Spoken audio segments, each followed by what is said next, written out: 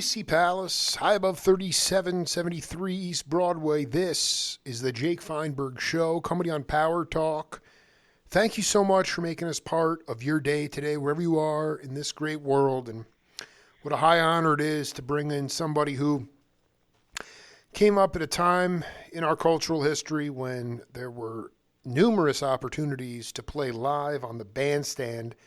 Not only that, there was a live touring circuit, and many of the masters of this music, or people that learned from the masters, were still not only alive, but completely accessible to younger generations of cats who were looking to find their own individual sound. And, quite honestly, it's different today because of the intrusion of media, because of sort of the celebrity-centric society that we have. A lot of people, a lot of amazing people who can heal regular cats who go and see them. I don't want to say they've been marginalized, but their significance has been changed by the superstar, the big star.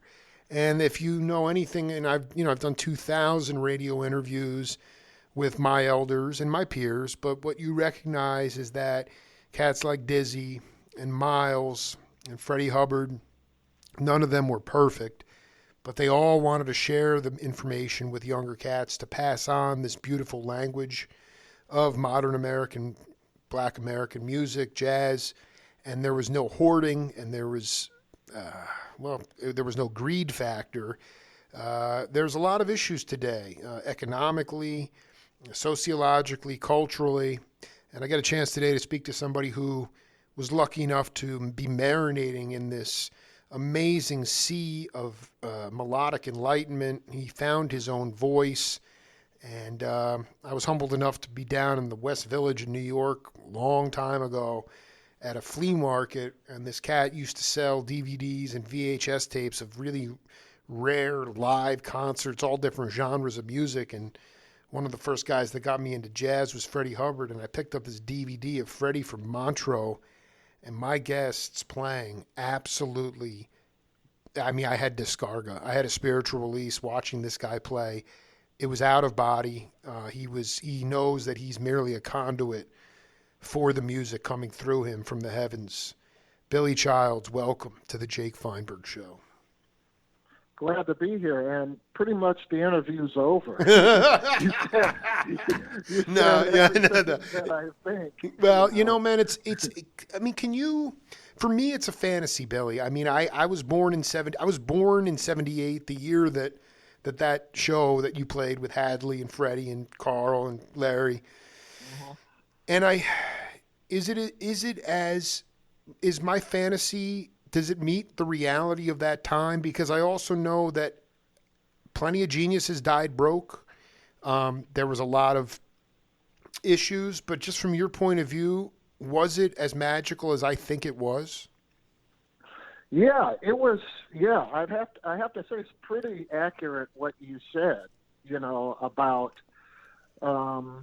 the clubs, the places you could play. The main thing that you said, which resonates, is that there was this mentor-apprentice relationship between masters of the music and students of the music, where you kind of learned on the street. You learned by playing gigs. I would add that also there was much more variety in terms of like the record labels. Absolutely.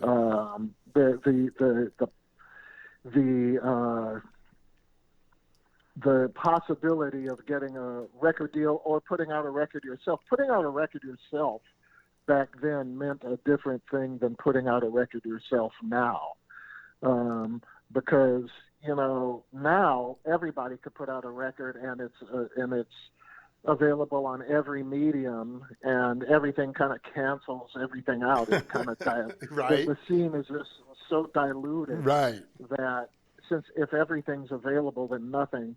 It's harder for anything to stand out. Yeah, but, we're saturated with know, material. So what did it look like yeah. back then? What did it look like if you put? Well, back then, like I put out, the way I got my first record deal was I put out a record myself. I've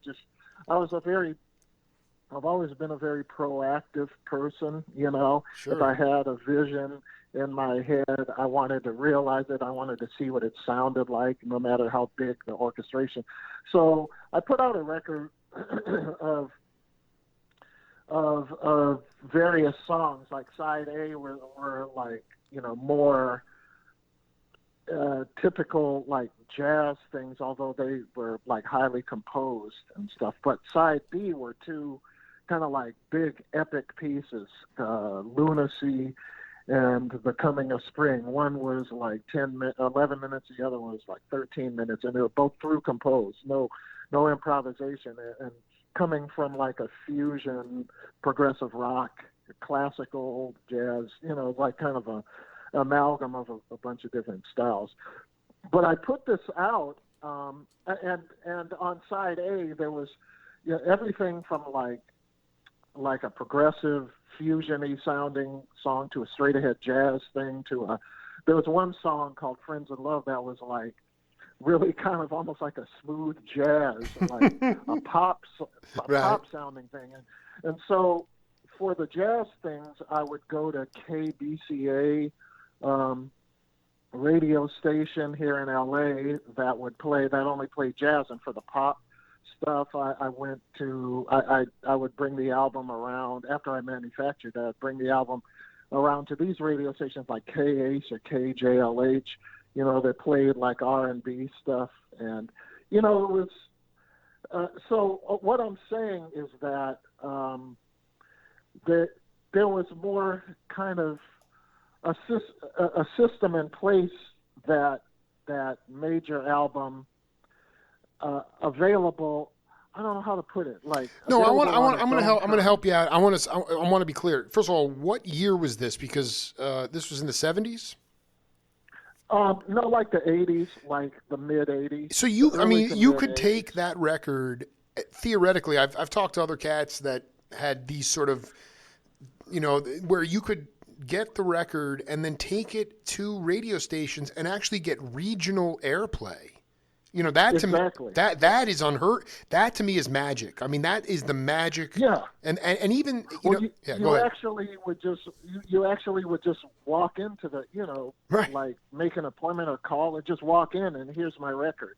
Can you play it? Right. And if they heard of you and like, of course you'd have to have a reputation of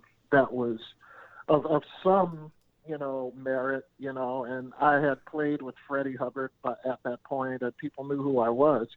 So they'd say, yeah, sure, I'll play it, and they would. You'd hear it on the radio, So that to me is, and so at that point, then, because there's so many, we are diluted, we are saturated with information today. A lot of it is very mediocre too. So it's hard to discern what is really good from what is authentic or burning or whatever it is. So, I mean, there you had a record. CDs were in its infancy, really. And so you had records that get played at the station. And then if people were into that, if they listened to that station, then they could go to Tower Records and then they could buy the record. I mean, it's right. I mean, it kind of, yeah. Go ahead. Yeah, and plus, you would make the record, you put your own packaging on it, you would, it was a record format, but now, it seemed to have like kind of a more personal thing to it, whereas now if you put some music together, you just put it on Bandcamp or something like that, or have a file that's an MP3 file. It's very impersonal. Well, and also it's like they put it on Bandcamp because that's how the musicians get the biggest cut of money. I mean, it's really become quite like, I just have to read you this before I forget, because I was looking through my other interviews, and this is my interview with Paul Jackson. Bless him, man. He said, I have some music with Vince Denham, Mike Clark, and Billy Childs, unreleased stuff that I want to get out. What is he talking about? I have. When did you play with those cats? Actually, one of those tunes, we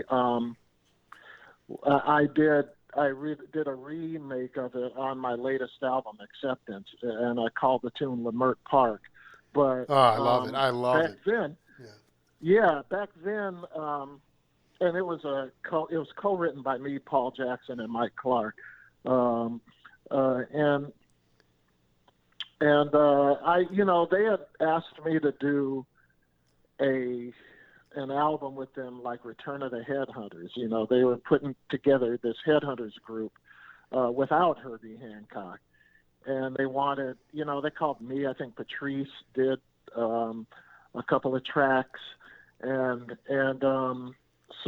but Mike Clark and Paul and I had a really good vibe together, so we decided to just get together and record on our own, And so we got together and jammed and came up with some stuff, and I don't know who knew Vince Denham, but he was one of their friends, and so he the four of us went into the studio and recorded like 3 or 4 things, Some of it's real, like it's like it's probably pretty raw and burning, Yeah, it's pretty raw. Yeah. My favorite of the tracks is the one that I remade on my album. Back then we just called it marimba because there's this piano figure, this pattern that's in 5/8, and I play it on a marimba sound. Wow. And we didn't have a title for it, so we just called it marimba. But yeah, I really.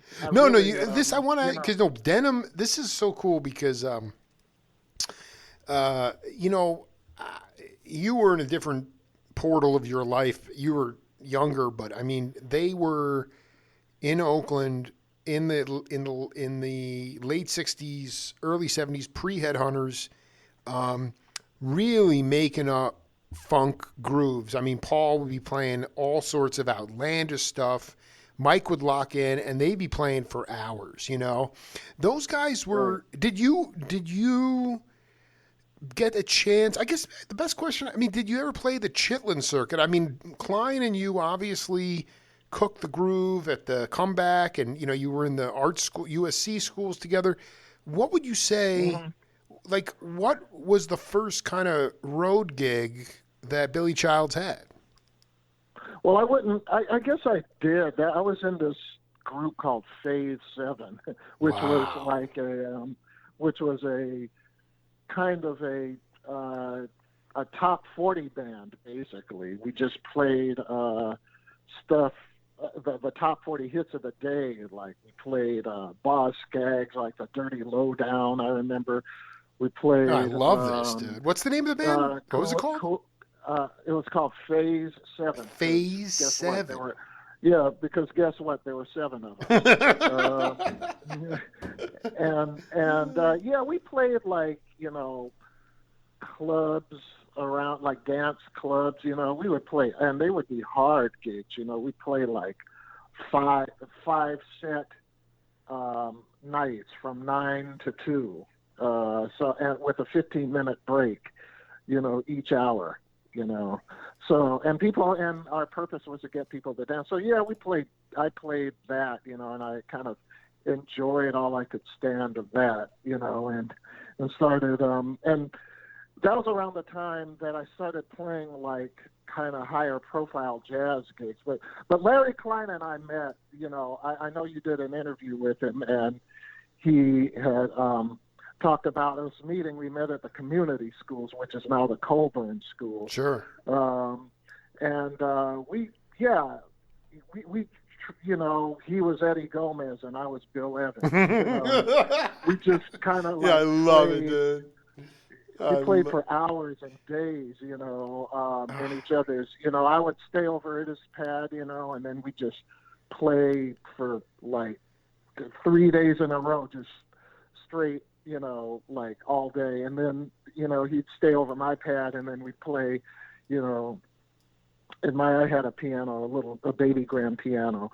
So yeah, we did that, but The first real jazz gig I did, because I did a few like local jazz gigs at Dante's and Come Back In and places like that, but the first like major one was with J.J. Johnson, and that was because I knew his son, Kevin Johnson, who, you know, J.J. wanted to take a young band to Japan in 1977, and so Kevin and I were friends, and I had no idea his father was J.J. Johnson, and he said, you know, my dad wants to put a band together. You know, want to go to Japan? And I said, sure. And I go to his house, and J.J. Johnson opens the door. And so I was like freaking out. That was my first real jazz gig. And then right after that, Larry got me on the gig with Freddie Hubbard.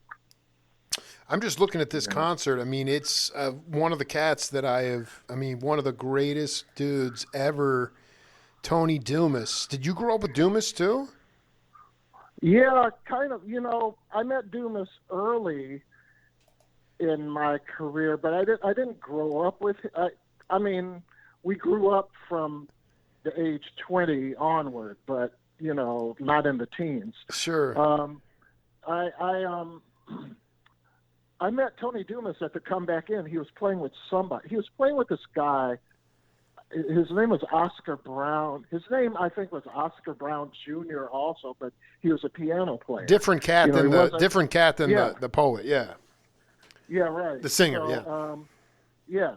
Or maybe he wasn't Junior, but his name was Oscar Brown, and Tony was playing with him.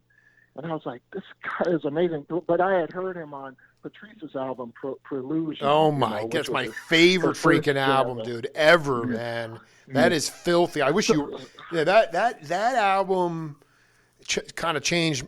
You know, I mean, like, what can you say to in this interview that to younger cats who will hear this and then well after we've left this planet, I mean, what was the muse, the essence of the Nat Adderleys, the J.J. Johnsons, the Freddie Hubbards? What made them – beyond their just beyond genius ability to like just take it into the ozone, what was it about their leadership style that made them transcendent figures that I want to believe that history is cyclical. You look at a lot of history, it does appear cyclical, but, you know, I also look at these guys and I'm like, my God, I mean, I just want to have cats like that come back around at some point, maybe after we're gone. And I'm just trying to. You were able to cook with them so much, you know, enough to. Yeah. So talk about them. Well, what I wanted to. Well, I just wanted to finish the thought about Tony Dumas, please, which was I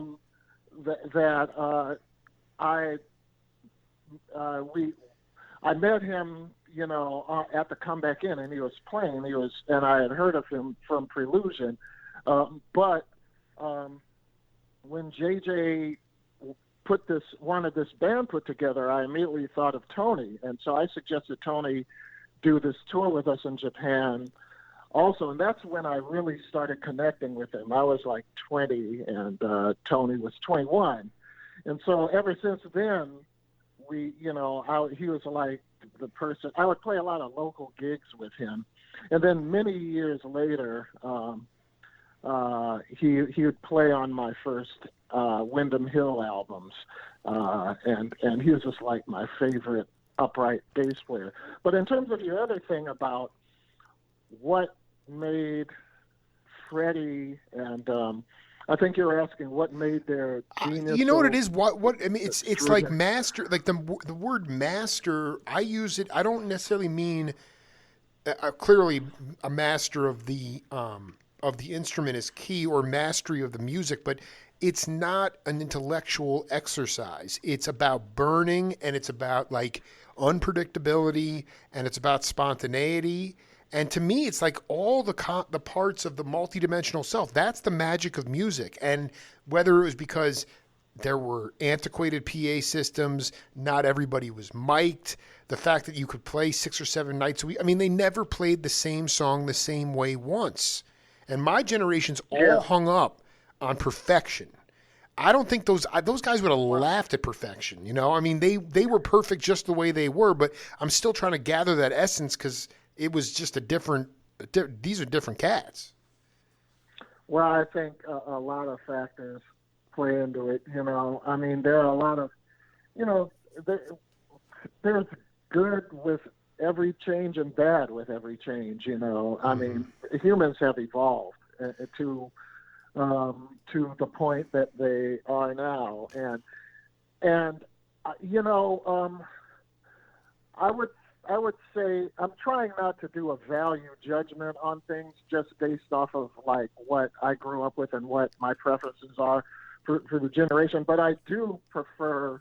I am happy with how I was brought up in the music. I think jazz has moved away from the streets and has moved into the institutions. The way jazz is taught now is like in a kind of a lab kind of scenario rather than a mentor apprentice paradigm. Absolutely. So people are taught.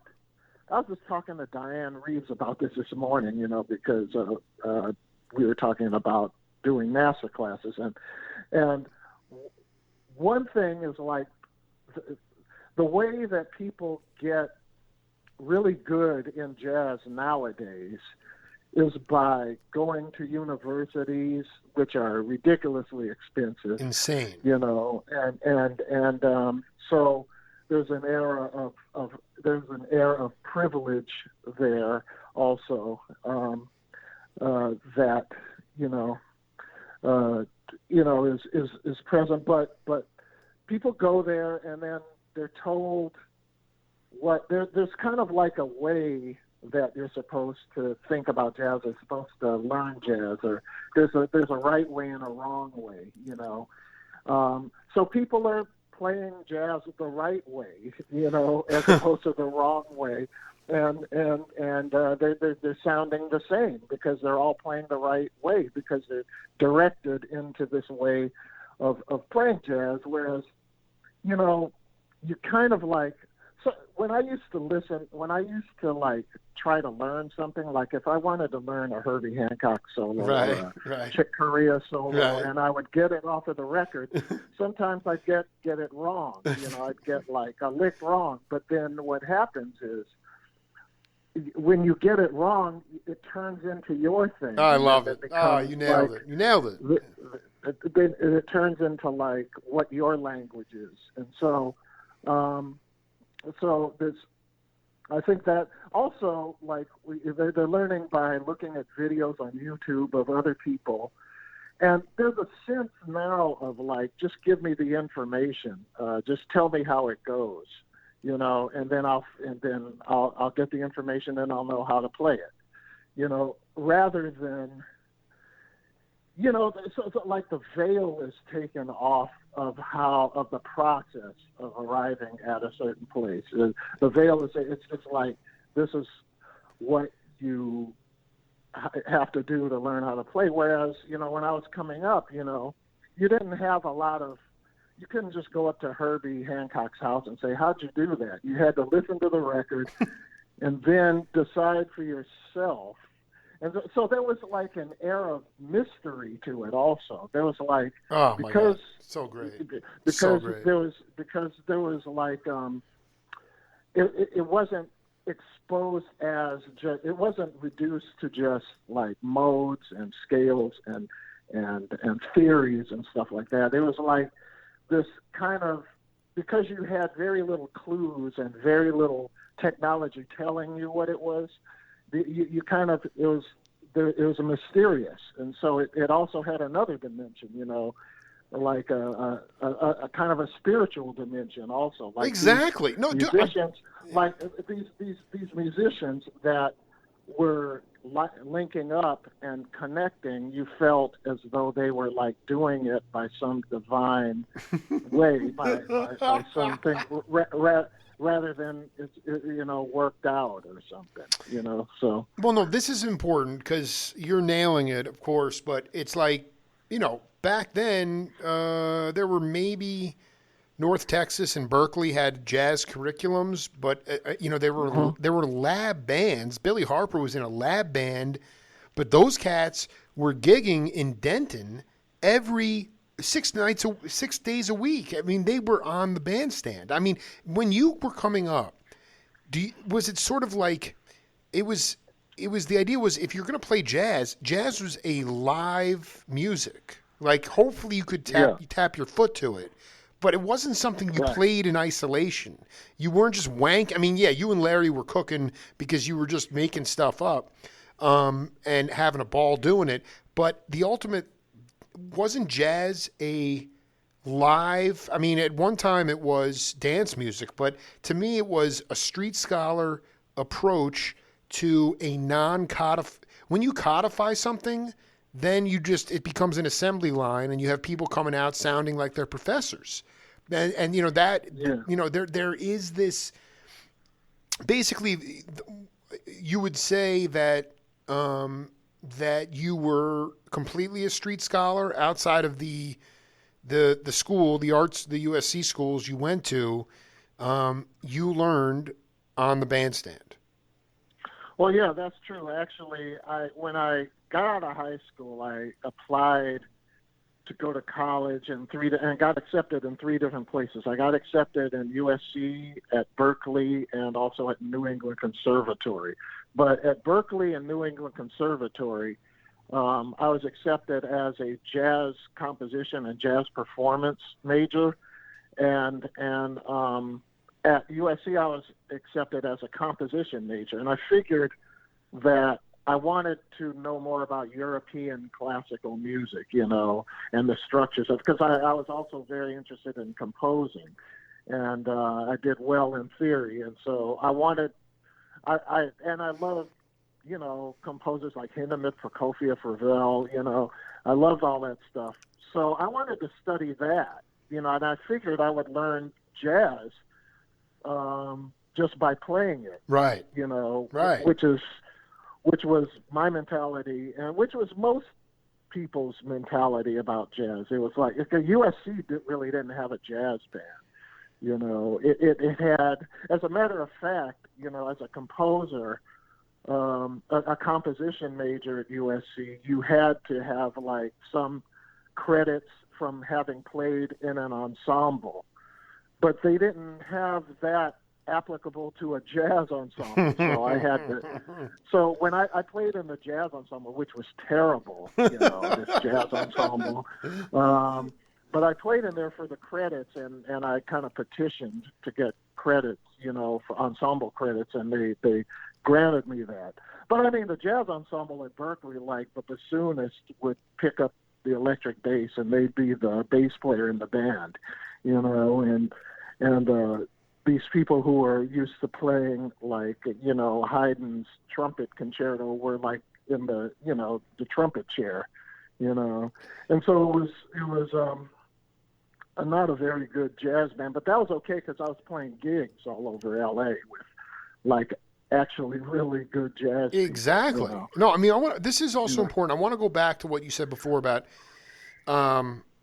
finding your own individual sound, or rather putting on a record like a Chick Corea or Herbie record, and then kind of like either flubbing a note or doing your own, but that created who you were. And, this was my interview with the late great Alan Toussaint. He said, even the tuning of the instrument has changed music.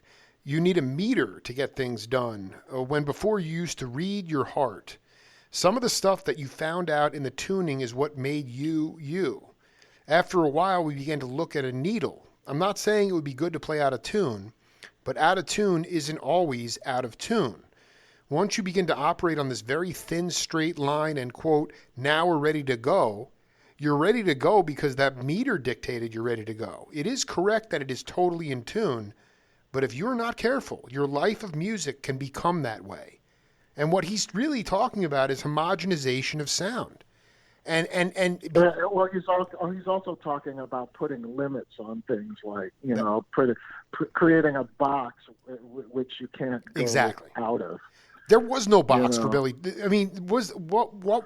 There were no parameters other than I don't know. I mean, to me, that's what jazz is. It's freedom. And if you're going to be put in a, if you think that all the technology in the world is going to, help you find liberation or your own individual sound, I don't think so. I mean, I think that everybody, you and Larry are kind of like that tail end generation that caught that vibe of being able to Yeah. find your own sound. And I just wonder if you can point to things. I mean, obviously now is kind of an unprecedented time, but you know, what would be your advice to younger cats? Because, like you said, this is like a major money making industry now. I remember Ndugu told me, rest in peace, he said, all these cats that come to USC where he was teaching, they a lot of international students, very talented. A lot of them are coming on scholarship, and they wind up playing with themselves in the school. He goes, I just wish they'd go out and find the cats with the rubber bands around their horns and play the blues a little bit. I was curious about if the blues was something that was naturally ingrained in you. I don't believe per se that you have to be coming from the cotton fields, or you don't have to necessarily have a downtrodden life. Miles lived a good life and he could play the blues. How did you learn to feel the blues? Because that's the jazz I love the most. It's right alongside the blues. And today I hear a classicalized formula trip in jazz. So how did you learn to authentically play the blues? Well, I mean, I don't know. All I know is that I love playing, you know, authentic music, and the blues is it's interwoven to the American, you know, experiment. I mean, blues is part of America. Blues is America. Mm-hmm. I don't see how you cannot play the blues. I don't see how you can avoid it in whatever form. I I mean, I think that the blues, yeah, the blues is it's just an essential. I had a thought I was going to It'll say, come and back. I No, can't because remember. what I want to say is Cannonball, Sonny, Train, Toussaint, Earl Hmm. Palmer. Those guys were all honking and walking the bar, playing R&B, playing the blues before they started to play more heady intellectual bebop music, which to me was perfect. But they had the blues in their system, and I know what I was yeah, going to say. go ahead. Yeah. So I mean, I think that the blues represents. I mean, it represents like kind of the African uh, train of thought in jazz. You know, it's like it has to do with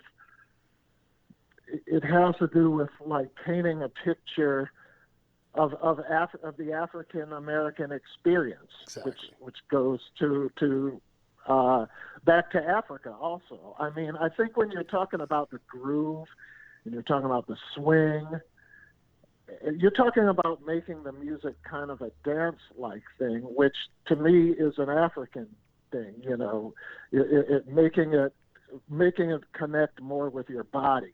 You know, Exactly. making it have to do with the rhythms of your body, how your body moves, and which ties more into your emotions, I think. You know, but you know, kind of a more Eurocentric approach is like making it almost like a chamber music, or making it very like the I think this may sound racial, and of course this isn't meant to No. Stereotype, or you know, whatever, but you know, when it's kind of like a dance, the dance form thing has more of an African type of a vibe to it, whereas like the intellectualization, the Eurocentric part that you know, the rhythmic complexity has more to do in this more African ethos with making the music have to do with your body and making it make your body move and making it feel like, you know, the rhythms that way.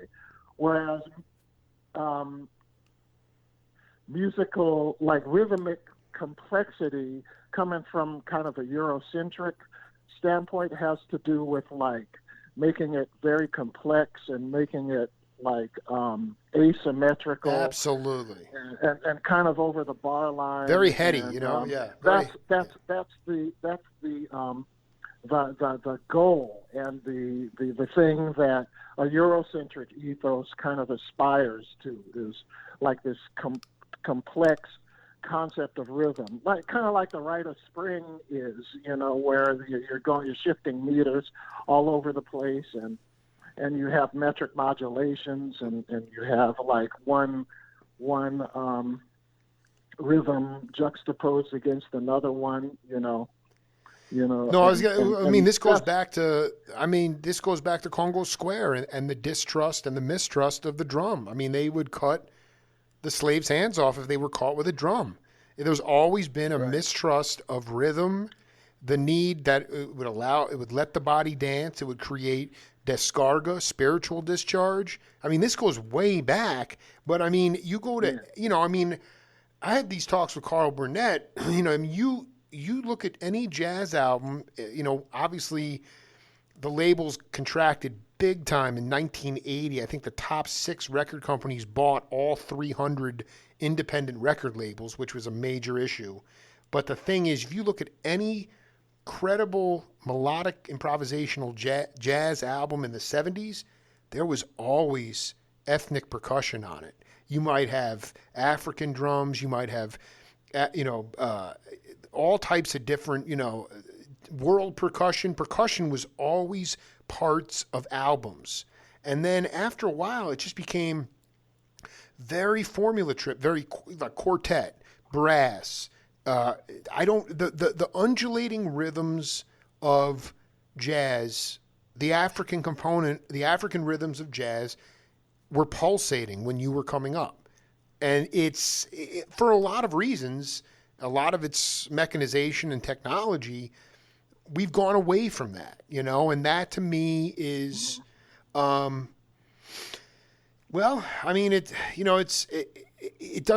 no feeling in it. If it's all heady stuff, if it's all intellectual stuff, dude, I'd wind up staring at the wall.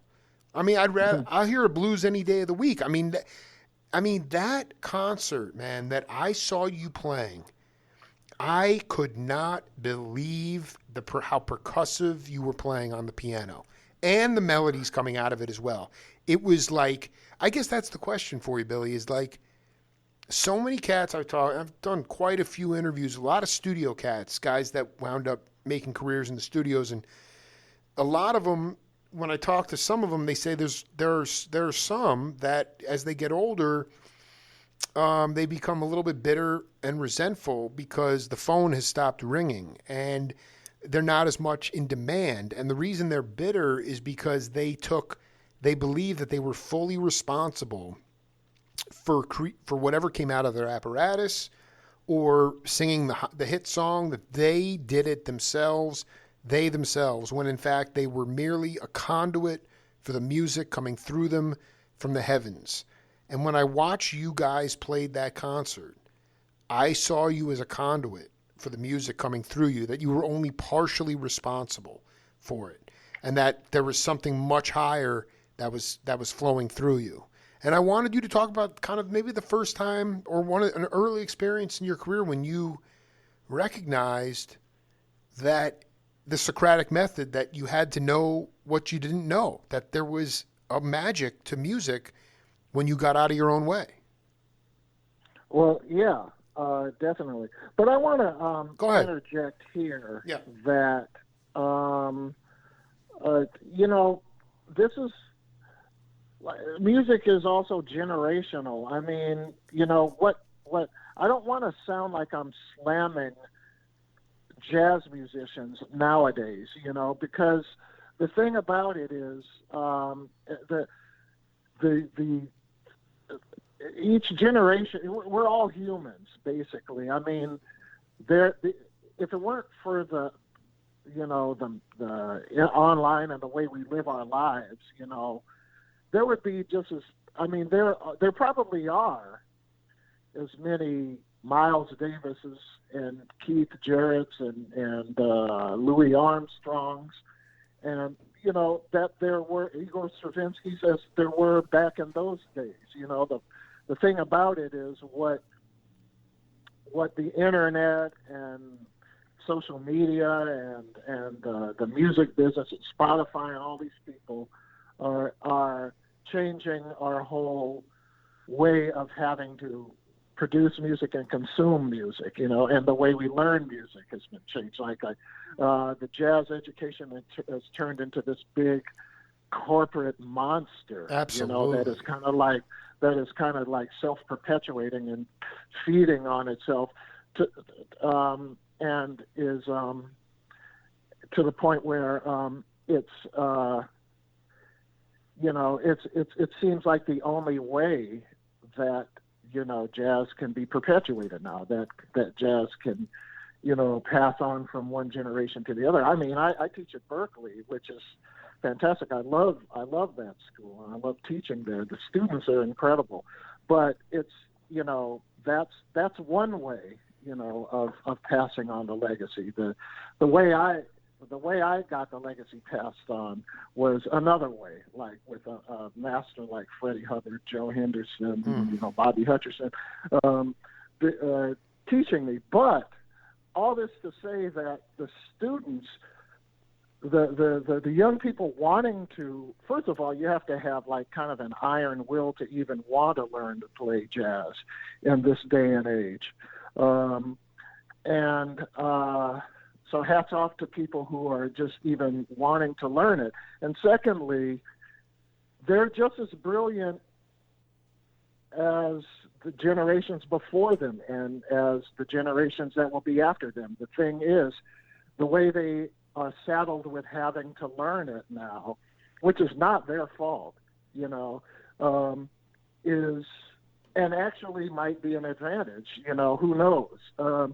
But the way they have to learn it is a totally different way now, So the other thing about them is that students nowadays have much more history to absorb about jazz than I did when I came up. They have 40 more years of like the fusion era, the Pat Metheny, the Young Lions. Absolutely. You're nailing it. Totally, dude. Soup to nuts. And all of this kind of stuff they have to learn now. So I want to make it very clear that I am not, wanting to disparage young people who are trying to learn jazz, because it's, we need it to keep going. I just wish, like you do, that things could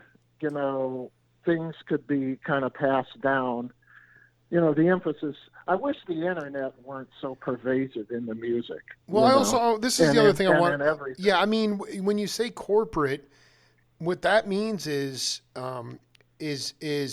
just make it stock, make it very safe, make it appealing to the masses, which is not the jazz life. It's not about individual sound. I mean, I know when I interviewed Phil Ranlin, I'm sure you remember the story, but it just speaks to how elastic everything was. The idea that at Royce Hall, the promoter came to you and said, Freddie's running late. He wants you to start as a band.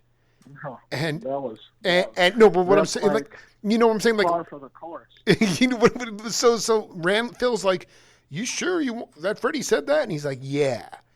And so you guys went out there, and I'm sorry, you went out there as a band without Freddie and started to play, and then Freddie shows up, walks down into the concert hall, up on the stage. Phil's like, oh my God, he's going to kill me in front of all these people. And, he's like yelling at him, and then he was like yelling. You guys were going down the stairs. It was Tootie, you, Phil, and Freddie, and he's just berating Randall, and Phil's like, why don't you just punch me, man? Just punch me. And he was just so, I mean, the point is that everything is so expected. There's no, to me, the spontaneity of playing with those guys, they had the ability to create, if you're just into the music, then you're just a craftsman. I mean, the whole idea of sound and art and the creation of a whole thing, that comes from the vibe of everything. That's what the art's all about. And Joe Henderson, his nickname was the Phantom. He could play the most burning show in the world, and he was back on the I-5 going back to San Francisco. He's playing at the Lighthouse. Everyone's like, where's George? Where's Joe? Oh, he's gone. I mean, these guys did not operate on TikTok time. They were not controlled by corporate interests to say, you're going to play this amount of time, 45-minute set, you're going to have dinner, then this. Everything is so premeditated, and jazz is such a spontaneous music. And again, like you said, these cats today not only have to learn everything, then they somehow have to find themselves too. That seems like too big a challenge. I mean, because it's intense. It was really hard, and also you're dealing with a market that may not be interested in who yourself Absolutely. is. I think that was one of the how exciting. I mean, you and Larry, honestly, even though you were rocking out for 3 days at a time, you actually could look at it and say, wow, there's incentive for me to continue learning this music. I might be able to make a career out of it, right? Like you said today, cats have to have an iron will, because there's no guarantee on the other end after you go through school, which might cost 30, 40 grand a year, that there's any opportunity for a livelihood out of that. That to me is the most depressing part. The fact that there is not a touring circuit or opportunities to say, and that's what I wanted you to talk. Yeah, and it's been further devastated by COVID, Right. But I mean, we've lost like 2 major jazz clubs, the Jazz Standard in New York and the Blue Whale in Los Angeles. And the Blue Whale was really an outlet for kids and everybody to play any type of. It's a huge, kind of incalculable blow to the jazz scene in Los Angeles. It was actually one of those places where like you or Benny Maupin would show up and play with the younger. It was a lineage. It was like I could play with the Monk Institute or the Hancock Institute now. Those students and a lot of those people turned into people I toured with. Christian Human, Alex Bonham, Joshua Johnson. Daniel Rotem, I would play gigs with him.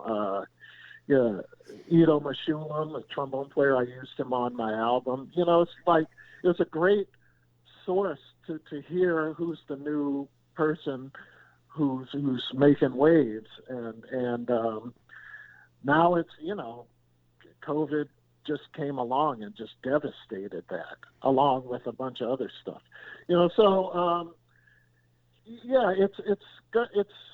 It's hard, but the love of the music seems to transcend that. These young people hear something in an album, and say, I don't care what the odds are. I want to do this for my life, So you have to respect that, and then how much. I mean, I was going to ask you this question. I wanted to ask you this question. Is just, it doesn't matter genre per se, but. You go back, the intertwining of the culture and what was happening with civil rights and social consciousness was intertwined with music. I mean, going back to Paul and Mike Clark, those guys were playing in Oakland for Angela Davis when the Black Panthers were around. There was, and Wes Montgomery would stop any musician on the street and shake his hand if they had an instrument in their hand. I mean, the studios were beyond. The musicians could get ahead and actually make a living. And I just question. You were very eloquent before about the capacity, how we learn about music, how we take in music today. It's all very different. But I just wanted to ask you, about how the significance of music has changed in our culture. Because when I hear Grover Washington play in the early 70s, when I see Joe Henderson and Bobby Hutcher, these guys were playing as if their life depended on it. There was an urgency to it, and it seemed that that music really was a significant part of our culture. And I don't feel that way anymore, even before COVID. I just wanted to get your thoughts on that. Because to me, it's about yeah. I think rather than looking at the music, you have to look at the culture, Right. And see if the culture is something that is trying to benefit from music, is trying to receive the message of music. I think that's where the issue is. When you have a culture that's based off of like computers, and you have people looking into their iPhones, a whole family sitting at dinner, and each one of them has an iPhone. They're not talking to each other. Then how are they going to be receptive to like some spiritual thing in music? Exactly. They're probably content to listen to the music coming from their iPhone on those little speakers, rather than being, if you have a hi-fi stereo setup or headphones or whatever that makes the music sound great, that indicates that you want to be engulfed in it. You want to be inside the music, because you want it to sound as good as it can, because you want to experience the music. But when you're satisfied just pressing some buttons and listening to it on your iPhone, on that speaker or on your laptop speaker, then it may indicate that you just want it as background music, and so you want kind of a cursory relationship with the music, and I think society is more transient. It's more like you make something you buy something at Target, and then when it breaks, you throw it away and then buy another one. It's a very, it's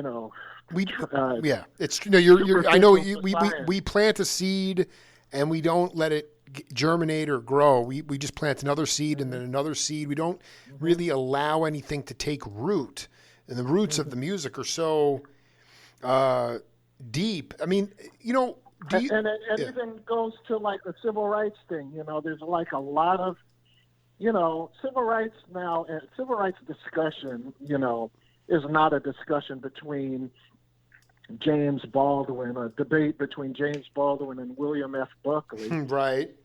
It's like some soundbite that you're hearing Don Lemon say on CNN, or Sean Hannity on the other side. I can't believe, dude, it's so funny you bring that up. My older daughter and I watched both those shows last night. It's just you're exactly right, man.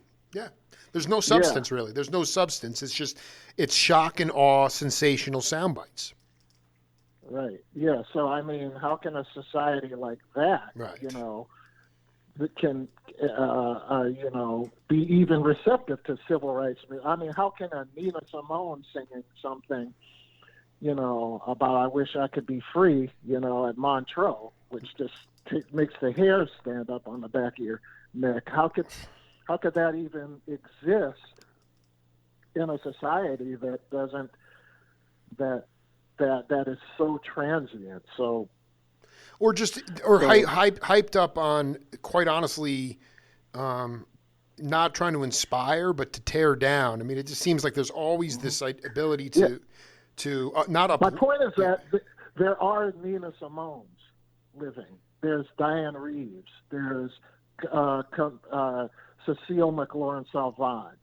There's all these great, artists, but it's, people will sit there and say, "Oh yeah, that was really good," and then move on to the next, The Bachelor or something. Hey, Billy, we have it's just such a high honor to talk to Billy Childs here on the Jake Feinberg Show. We have a game on this program called Name That Voice. I don't necessarily expect you to know who this is, but pay attention to the content. I'm terrible. No, it's okay. Just enjoy the story, and we'll come back. Okay. I got connected in Scientology, I went in for a specific reason. Like it wasn't like. I think this is, a lot of the misconceptions that people have about Scientology and many other of these sort of new things out there. When I got into Scientology, I was very close to becoming a serious drug addict. Mm-hmm. I was a guy that I could always get a jump on things in myself when things were going a little to the left or something. I was one of these guys ever since I was very young to be able to pull the plug on it before it went over the line. And I was right about there. And at that time, they had a program called Narconon. They still do. A great drug rehab program that people are not even aware that it has something to do with. Scientology is one of these. It's a big subject. It does a lot of things. I mean, you could learn accounting by taking a Scientology course. The best thing to know if you want to know about Scientology, you have to go on the website. So I can't even really spend time. You know what it is? I want you to. That's all, because that's it, man. I want you to talk about your experience. I don't care about what it says on the website. So my thing was this: like, I was not at a good place. Mm-hmm. Like, I was not feeling good physically, and also too young to not be feeling good, and I recognized that. And so, when I got in there, basically what happened for me was my drug thing got handled, never ever went back to it after that. And then number two, I started getting into another portion of something that's a little different than Scientology, but it falls under that, which is Dianetics. I read the Dianetics book, which is just mindset. I just had to get myself a little straight. I had problems. I grew up, it was a fairly normal life for a kid, but I had issues. I had issues with lots of things, with music, racism, poverty,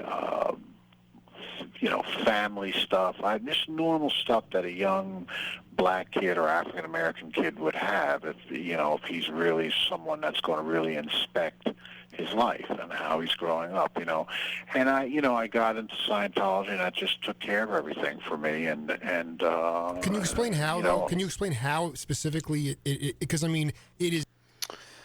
I am not trying to co-opt you into Scientology, Billy. Okay, I'm sorry. Do you know who that is?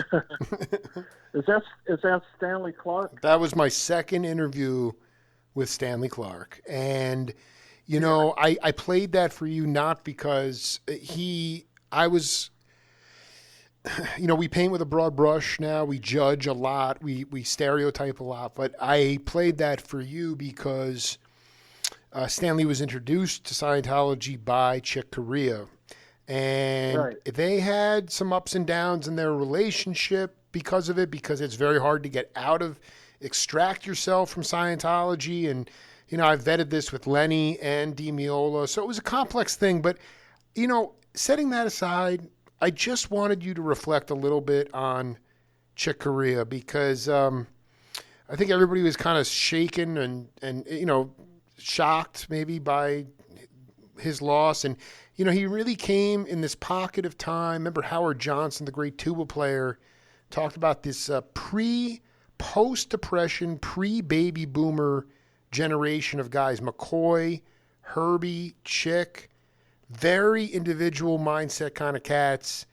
And I just wanted you to riff on Chick, your relationship with him, and also his legacy to modern music. Well, his legacy to modern music is like, and I'm glad you didn't, just limit it to jazz, because, his relationship to modern music is incalculable. It's like, it's kind of omnipresent. His influence over, especially my generation. But everybody really. Even people in his generation. Absolutely.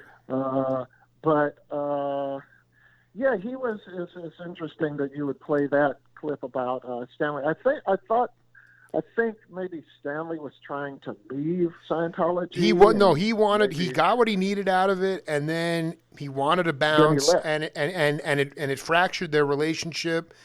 But then they were able to sort of reconvene. I mean, anyway, all I know is that I did that interview 5 years ago, and I just love hearing him talk about how it helped him, because you hear about all the negative stuff, and I understand. I'm not trying to proselytize, but it's just an interesting thing, you know. No, I mean, I remember. Well, Chick Corea was a very kind person.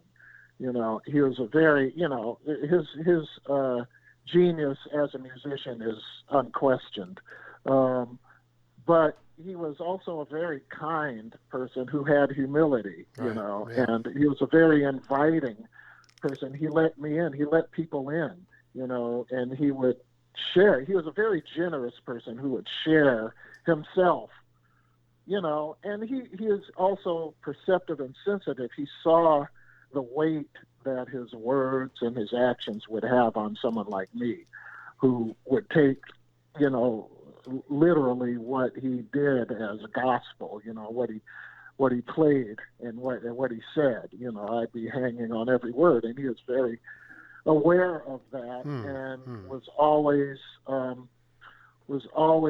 mindful of, I think, you know, I perceived he was always mindful of his actions and its effect on how people felt. I remember there's a Maya Angelou saying that people don't remember anything you said or did, but they remember how you made them feel. I love that line, yeah. You know? And he was very aware of that. You know? So that's, you know, that's actually more than his music. That's what I remember about Chick Corea the most. I remember one time also, because I think I had heard about Stanley wanting to leave Scientology and how difficult it was for him. And so I remember back in the late 80s, I was going to the Mount Fuji Jazz Festival with Diane Reeves. You know, we were going to play, and what usually happened is that everybody from LA who was going to play on the Mount Fuji Jazz Festival would be on the same flight. Right. You know, so the flight would essentially be a party. That's great. Yeah, it was great. So I was like, you know, Herbie, Chick, that's great, man. You know, everybody, you know, and all of every level, every tier of musicians, amazing, from the superstars to the lowly people like myself. Just the accompanist, yeah, I dig, man. Yeah. But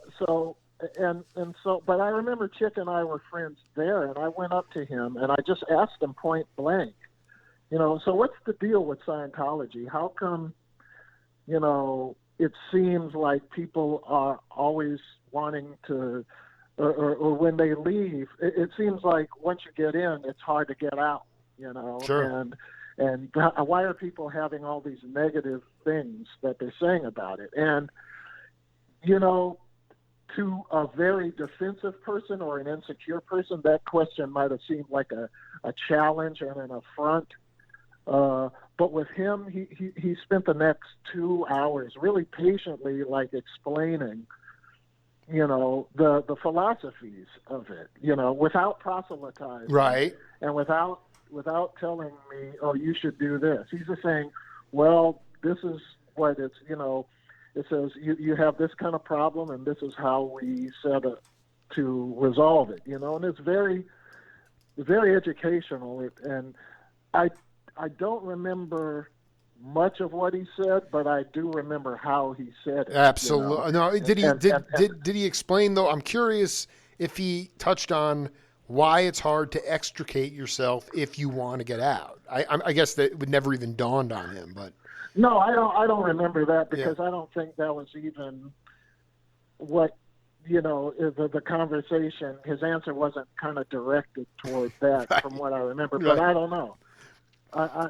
You know, it was more about explaining the philosophies of it. Sure. You know, I think what he started out doing was asking me what I had heard. Well, what have you heard? You know, and I, you know, kind of like feebly and inarticulately, you know, Yeah, sure. Of course. said, you know, what I thought it was, and he was, you know, he says, well, actually, it's this, that, the other, and you know, and like that, and it turned into a very nice, you know, friendly discussion, you know, about it, and I always remember that, you know, You know, how generous he was with his time.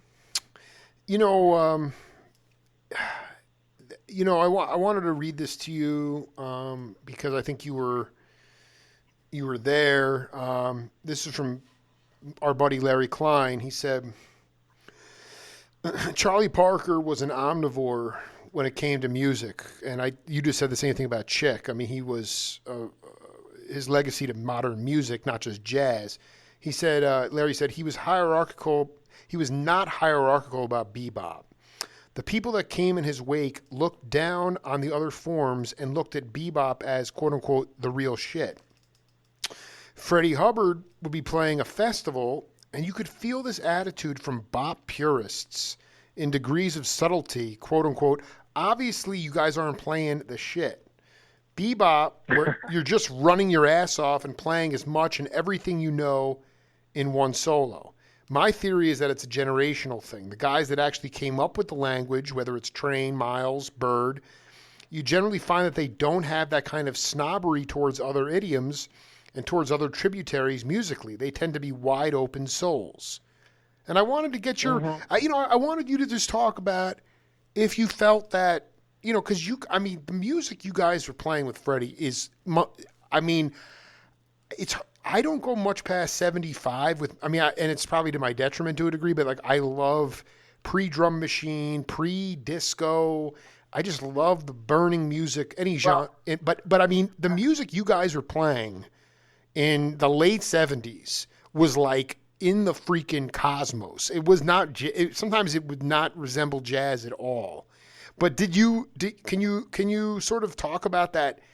I always find it interesting that like the bop purists would always give a little grief to those people who were trying to stretch it out. And whether you think that, well, of course, you know, as human beings, we are provincial creatures. You know, we go for what I know. So purism is not just limited to jazz. I think it's not fair to just talk about bop purists. Yes, there are people who are people who are very limited in their thinking about bop. But I could say the same about singer-songwriters too. You know, they write the only melodic music, and jazz is just a bunch of like random fast notes. You know, that's what the songwriting purists think. I remember going to a concert or a gig, and I remember asking the artist a simple question. Man, I really dug that song that you played on that big guitar, because he had a big guitar. And the fact that I said big guitar without knowing the actual name of the guitar, you know, caused one of his friends to like scoff and laugh at me and like, oh dear, like, yeah, you know, and but this person didn't know my musical experience, that I had written for the LA Phil and had written, you know, and played with Freddie Hubbard. He was just laughing at someone because he thought that they, you know, were not knowledgeable. So the purism and the snobbery can go both ways, and you know, not to mention European classical music, you know, absolutely, and all of that. It can go. It's all over. It even, you know, exists from city to city. You know, people in San Francisco hate LA, and well, everybody hates LA. You know, like people in New York hate LA. People in Chicago hate LA. You know, so I mean, it goes all over. So I just want to clear that. Absolutely. I'm just curious. Clear that up. Yeah, totally. No, I mean, I just wonder, like, what? I really don't. You know, I just look at people who are purists about who are limited in their thinking about anything as, okay, that's your cross to bear. That's what you need to work out. I see the value of this thing that you don't, but and it's too bad that you don't see the value. Totally. And that's how I look at it. What about the idea of like the snobbery, not the cats that are kind of creating musical? This is the question. Forget about the opinions. How, in your mind, how responsible are rhythm sections to creating new musical vocabulary on the bandstand? How responsible are Yes, rhythm because sections? I've asked Ron Carter this question. I've asked a lot. I'm talking about bass, drums, piano. Like, to me, you go back to the Plug Nickel sessions. Larry was very articulate about this, where, basically, there's several stories, but the one that Larry put on was that that Herbie, Wayne, Tony, Ron, they were bored to death of they were kind of going through a formula trip with Miles, and they said, listen, tonight we're gonna take the song out. We're gonna leave the head of the tune. We're gonna go out. And when they got to the Plug Nickel, Miles said, we're recording tonight. And they looked at each other and were like, oh, shoot. Like, we're gonna still do it anyway. They took a blood oath. And that night, they did that, what they started to break up time and form, where they'd play My Funny Valentine, then they'd leave the head of the tune, almost leave the tune itself, but then come back in at the same time. And Miles dug it a lot. And, regardless, that was the brainchild of probably Herbie, Ron, and Tony, and Wayne. And I just think that rhythm sections in today's, very sort of conformist musical world, this is what the bass is supposed to do. This is what the drum is supposed to hold it down. Bass is supposed to lock it in. And to me, it's about kind of allowing the rhythm section to play melodically, to play musically, because in my mind, that's where new music vocabulary can grow. And I wanted you to talk about that. Well, I just think that, whatever you decide your role is in the scheme of the thing, then, do that, and, if the bass is the timekeeper in this instance, but, the drums abandons the time in this instance, or the piano player is the orchestra, or whatever, it's kind of an agreement. I don't think it's something. I didn't realize that they had discussed it and kind of had a methodology to it, before doing it. But because it seems like very spontaneous what they're doing, and I think it's something that you decide in the spur of the moment, whose function is what, based on intuition,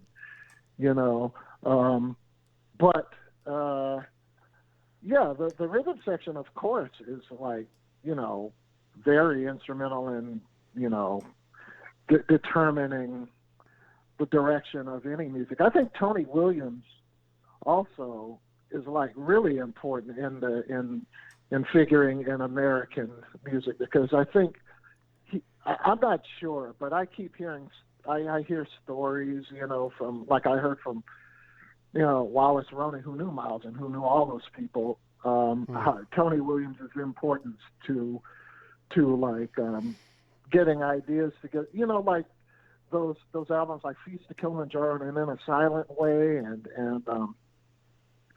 he was playing like very aggressive drums, Sure. and I think it had a lot to do with his his curiosity about rock, and wanting to bring that kind of sensibility to the music, which, had a bearing on fusion, Absolutely. I mean, I look at someone like, even though it's sort of a misnomer, but, bebop with Kluk, and then, the conversational, I'm talking about growth of vocabulary. We got, you got the conversational piano trios with Evans, LaFaro, and Motion. Like you said, middle 60s, Tony's infatuation with the burgeoning rock music, how to incorporate that. It seems to me like every growth, again, we're talking about labels. I hate melodic improvisation, jazz. A lot of fusion. We haven't really had a new vocabulary in jazz in a long time. And I just feel like a lot of it's driven by human beings in the rhythm section, not machines, but human beings. Mm-hmm. That's just my opinion. Yeah, no, I agree. But, we haven't had a new voice. I keep hearing that it was not a new voice in music, and music. And I kind of agree, but I think, culture and society is not calling for a new voice. It's not interested. Doesn't give a shit about a new voice. You're damn right.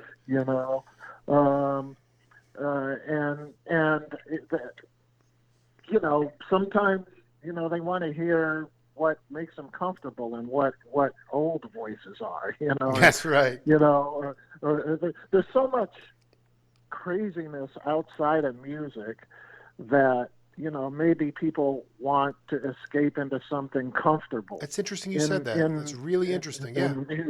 Yeah. Yeah. I don't know. No, anyway, it's funny because like that.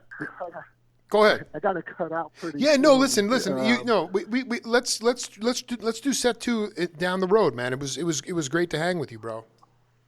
Oh yeah. How long are these? Is there set 2? There's like. I mean, dude, I've done 3. Dude, I've done 2,000 interviews. I did 3 interviews with Larry. We're only doing 1 so far. We got to do set 2. Whoa. Man. So what do you? I mean, just out of curiosity, are these?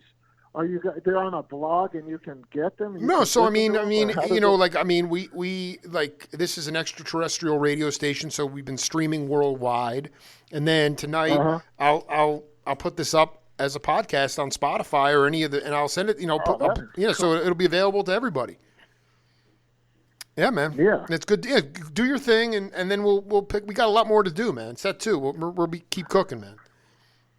Cool, man. But yeah. I mean, well, if you sounded like you had one more question, so I'll what it was? What I just found interesting. What you just said was that I felt like you go back to Train and that early '60s modal period. I even look at meditation in general. Like people talk about meditation, reaching some state of bliss. I mean, I think, to be honest with you, music is meant to make you agitated, to make you think, to make you walk out of a club thinking deeply. And like you said, there's so much insanity and chaos outside of that people are looking. Ramlin said it. Music is made for pacification. And I think that's part of the corporatization of music. But I think maybe you're right. Maybe the absolute insanity of our times calls for the fact that people just want to be pacified with music and not want to burn. I can honestly say burning music has kept me about as cogent and about as sharp as it can be, and I wish more people got hip to it. But we'll keep it going, man. I mean, it's a great dialogue, man. It's great to have you part of the family. Yeah, no, it was great. I enjoyed it really a lot. Right on, man. We'll do it again. I'll have it up tonight, all right? I'll have it up later on. All right, great. Yeah, be cool. All right, man. Take care. Peace. Bye-bye. Yeah. 3 hours in the books here on the Jake Feinberg Show. Pretty heavy day. Still trying to work through everything, the impermanence of life, and how blessed we are to be in this form, to be able to communicate and hopefully inspire people to be themselves. That's it for the Jake Feinberg.